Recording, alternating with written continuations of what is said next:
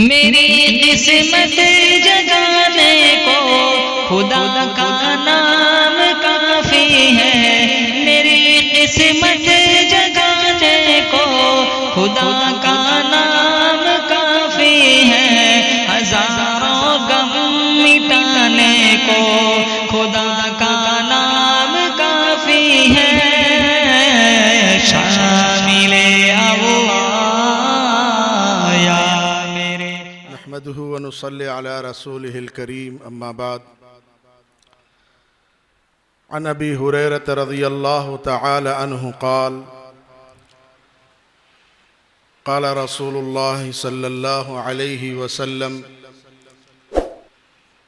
ला तदखुलुल जन्नत हत्ता तुअमिनु वला तुअमिनु हत्ता तहाब्बु अला अदुल्लुकुम अला शैइन इज़ा फ़अलतुमूहु तहाबबतुम अफ़शुस सलाम बैनकुम।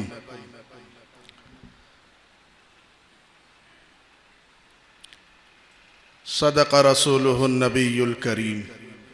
हज़रात उलमाए किराम, मुअज़्ज़ज़ दोस्तों और बुज़ुर्गों, वक्त ज़्यादा हो चुका है। अहबाब बहुत देर से हज़रत कारी साहब दामत बरकातुहुमुल आलिया की तकरीर सुनने के लिए मुंतज़िर हैं। इसलिए बेहतर यही था कि हज़रत कारी साहब दामत बरकातुहुमुल आलिया तशरीफ़ ले आते, लेकिन हज़रत ने हुक्म फरमाया मुझे, इसलिए मैं अदब के तहत हज़रत कारी साहब के हुक्म की तामील करते हुए 2-4 मिनट के लिए आप हज़रात के सामने खड़ा हो गया हूँ। नबी पाक सल्लल्लाहु अलैहि वसल्लम की एक हदीस मुबारका मैंने आप हज़रात के सामने पढ़ी है। नबी अकरम सल्लल्लाहु अलैहि वसल्लम ने इरशाद फरमाया कि तुम जन्नत में दाखिल नहीं हो सकते जब तक कि तुम मोमिन न हो, और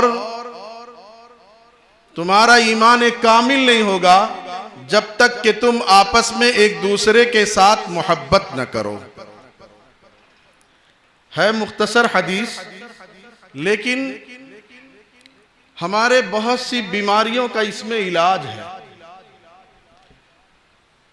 नबी अकरम सल्लल्लाहु अलैहि वसल्लम को अल्लाह ताला ने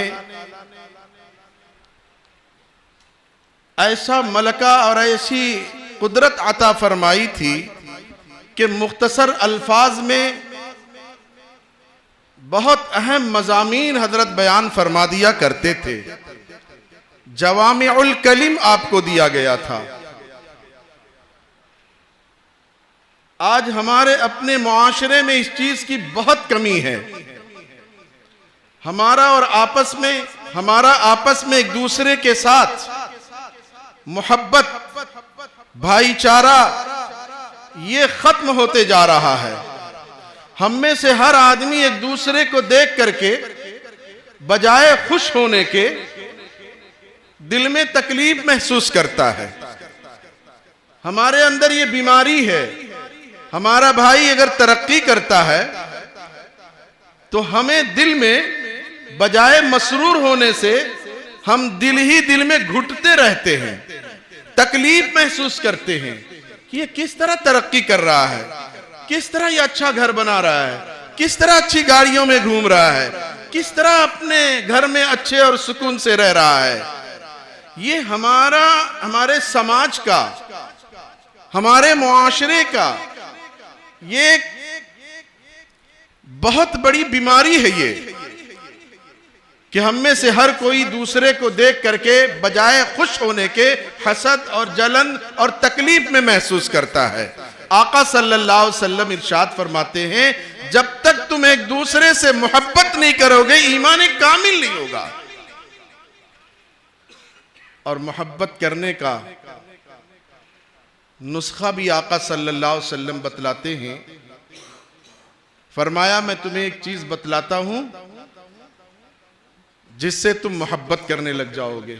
जब मोहब्बत करने लग जाओगे तो ईमान कामिल होगा, और जब ईमान कामिल हो जाएगा तो जन्नत भी मिल जाएगी। हम में से यहां हर शख्स दिल में ये इरादा और तमन्ना लिए बैठा है, अल्लाह मरने के बाद जन्नत में बगैर हिसाब किताब के भेज दे। है कि नहीं भाई नीयत और इरादा? मेरे दोस्तों, हम अपने घर से मस्जिद में नहीं आ सकते और कब्र से उठने के बाद जन्नत में जाने के मुतमन्नी हैं, तो उसके लिए तो कुछ करना भी पड़ेगा ना। तमन्नाओं और आरजुओं से कोई काम नहीं होता है, अमल करना पड़ेगा। अमल से जिंदगी बनती है, जन्नत भी जहन्नम भी। ये खाकी अपनी फितरत में न नूरी है न नारी है। आरजुओं और तमन्नाओं से कोई जंग नहीं जीतता है।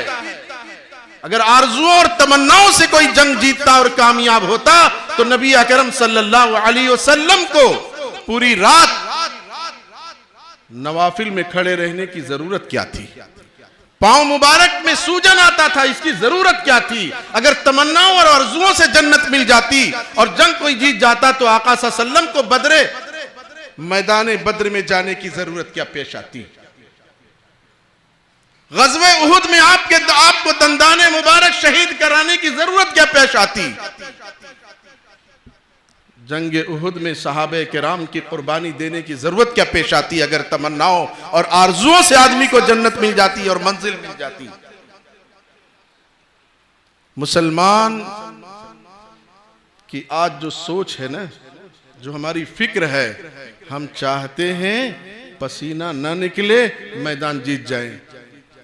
मेरे दोस्तों, अभी 2-1 दिनों में जो खबरें आई हैं हमारे लिए, जो इस वक्त ज्यादातर पूरे हिंदुस्तान में जो खबर गश्त कर रही है, एक जमात के लोगों ने 1 साल तक मैदान में अपने आप को सर्दी, बारिश, गर्मी में तपाया, ठंडी के मौसम में अपने आप को वहां रखा, गर्मियां झेली उन्होंने, लेकिन अपने मकसद में लगे रहे, डटे रहे। तो वक्त का फिरौन भी झुका या नहीं झुका? झुक गया वो, पीछे हटा वो 2 कदम, इकरार किया उसने। आपकी जो मांगे हैं, जो आपके मुतलबात हैं, इंशाअल्लाह हम उसको पूरा करेंगे। वो झुका, वक्त का फिरौन दबा।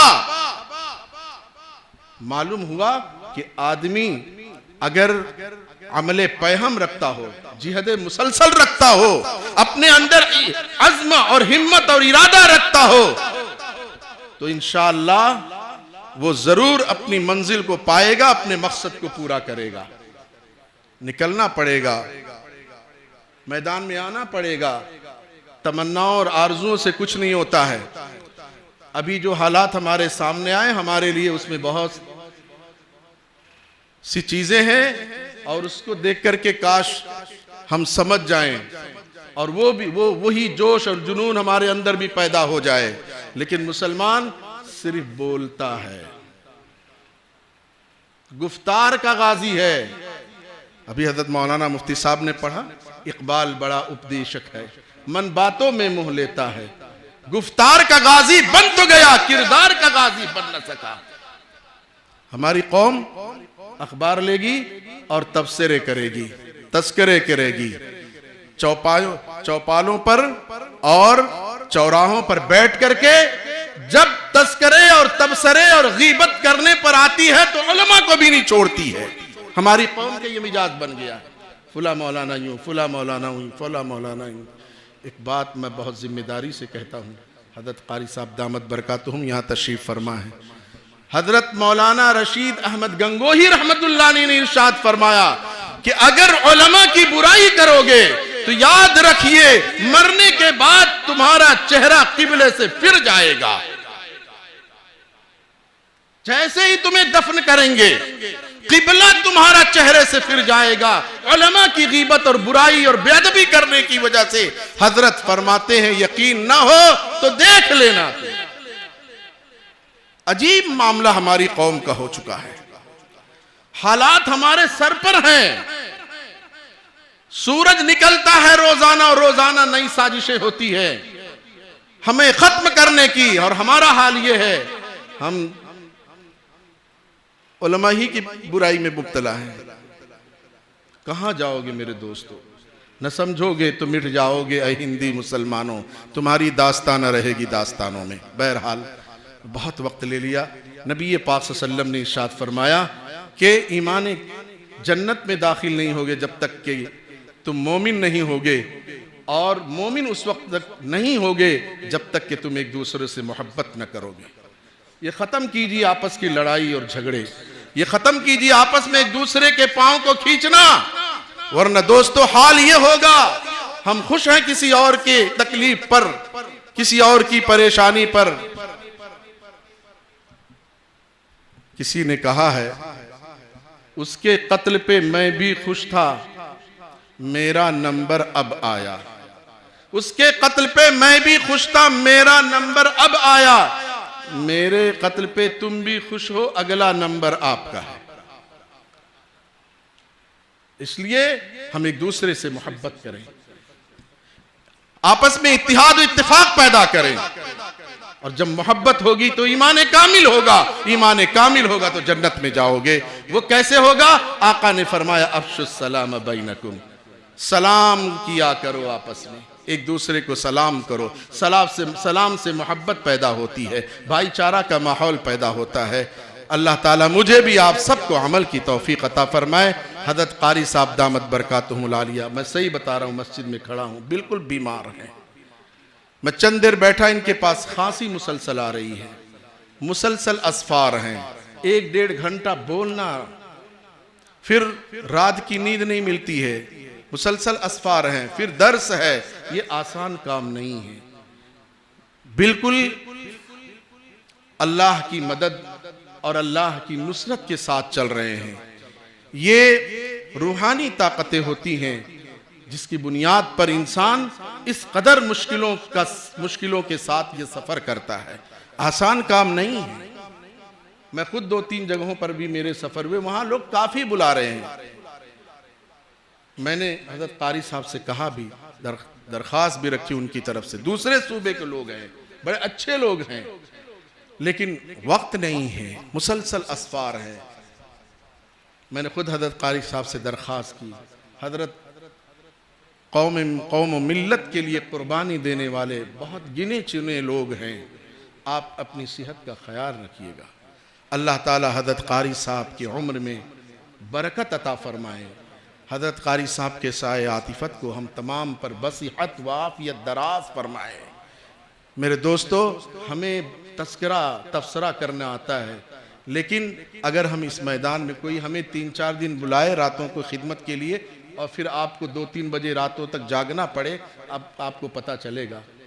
हम बात करते हैं, मैदान में उतर के आइए, फिर पता चलेगा। अल्लाह ताला हज़रत क़ारी साहब की उम्र में बरकत अता फरमाए, उनके साए आतिफत को हम तमाम पर बसीहत व आफ़ियत दराज फरमाए। आमीन व आखिरु दावाना अनिल हम्दुलिल्लाह। मुबारक हो शगे हर दो सरा तशरीफ ले आए, मुबारक हो मोहम्मद मुस्तफ़ा तशरीफ ले आए। मौलाया सल्ली व सल्लिम दाइमन अबदन अला हबीबिका खैर